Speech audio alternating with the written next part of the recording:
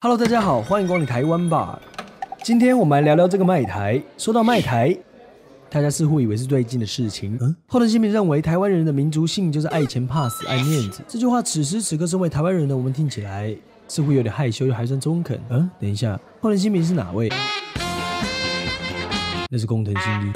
关于后藤新平，我们可以从 Bonjour 开始说起，只差那么一点点，我们见面就像法国人一样 Bonjour Bonjour 的喊了。什么意思？就是台湾一度差点被日本卖给法国的意思。为了让大家更了解这个好重要的卖台事件，以及好重要的后藤新平先生，我们就先来聊聊好重要的日治初期吧。开始咯。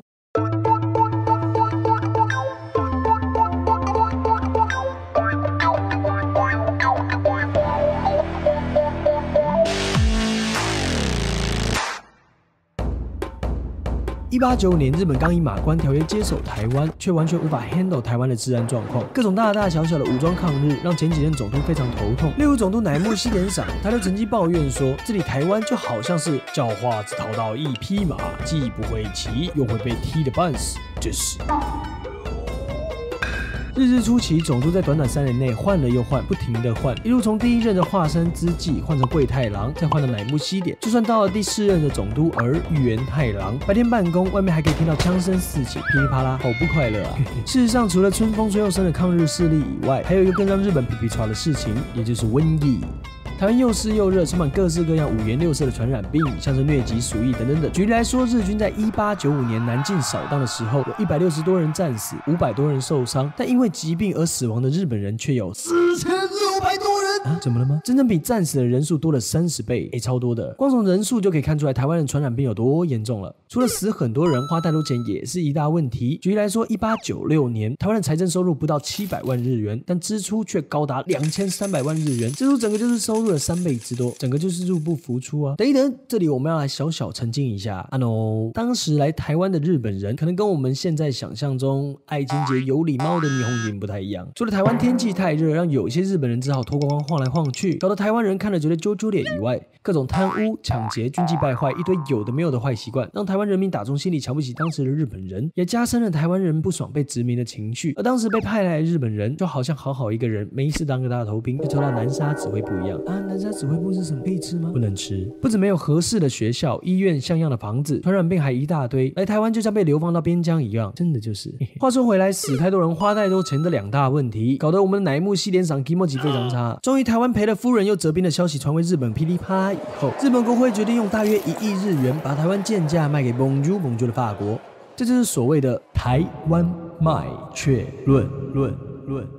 如果当时真的卖给 Bonjour Bonjour 的法国，我们现在早餐吃的可能就是 Bonjour Bonjour 的可颂，在台北新区的大概就是 Bonjour Bonjour 的一零铁塔了。而就在台湾准备要开始 Bonjour Bonjour 的时候，出现了个玉原太郎。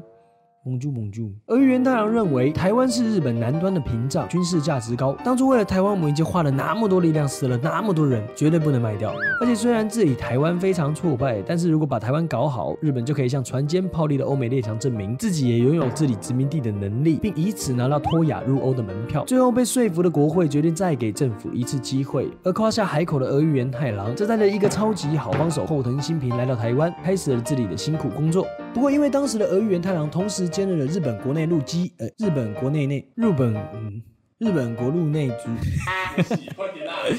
日本国内陆军大臣这个之类的重要职位，根本很少待在台湾，所以治理台湾的辛苦工作大部分都落在身为民政长官的后藤新平身上啦。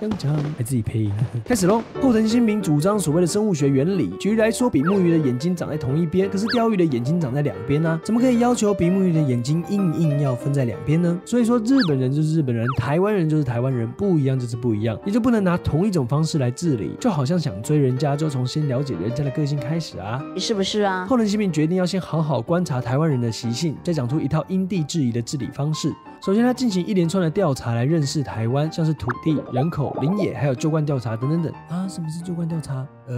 就是台湾就有の風俗民情与習慣の調査です。台湾就有那风俗民情与习惯哦。调查这台湾就有，借由日常的观察，试着了解台湾人的婚姻、财产等等，作为立法与司法审判的参考依据，老老实实的因地制宜。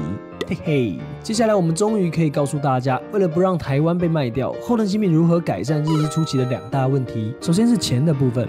后藤新平透过土地调查，让台湾的地租收入从原本的86万日元暴增到300万日元，成长3倍之多，厉害厉害！而专卖事业更是台湾财政独立的第一大推手。所谓专卖，就是只有政府可以卖，民间不行。专卖的年均收入有500万日元，主要来自鸦片、食盐跟樟脑3种，其中鸦片甚至占了1半左右。By the way， 当时吸食鸦片在台湾一直是一个很大的问题，但因为对政府来说，专卖的钱实在是太好赚啦，才不会放弃你呢。总而言之，后藤新平终于使台湾的财政走向自给自足。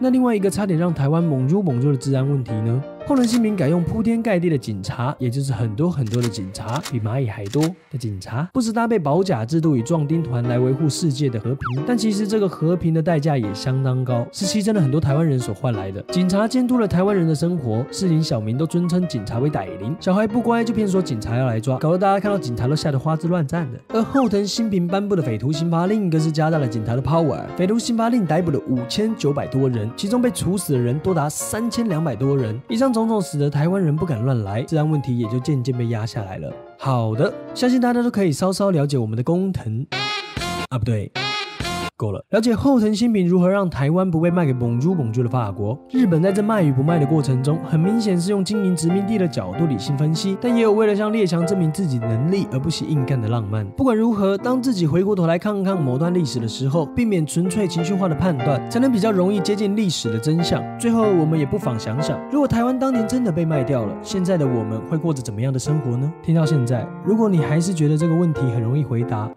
那我们台湾吧干脆收一收，不要做啦。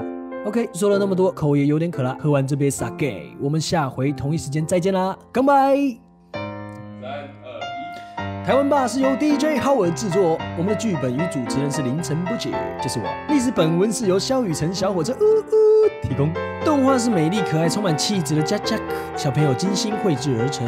至于这个音乐的部分，则是由我们的 DJ Howard 来为各位进行一个制作的这个动作。我们的播出时间是每一个月的1号晚上8点，敬请准时收看。我们下次再见喽！全部只有这一段最好笑，搞什么鬼？至少有自嗨，看。